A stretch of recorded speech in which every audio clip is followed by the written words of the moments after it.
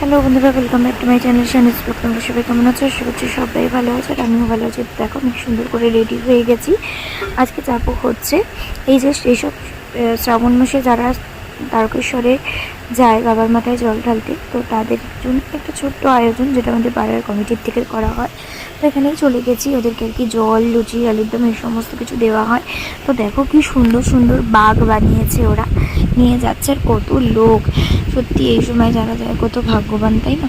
আমরাও যাই, তোমরা জানো, চৈত্র মাসে, তখন তো তোমাদের সাথে শেয়ার করি, কিন্তু শ্রাবণ মাসে কোনোদিনও যাওয়া হয়নি। আর দেখো কি সুন্দর সুন্দর বাঘগুলো আসছে, মানে দেখে মন ভরে যাচ্ছে।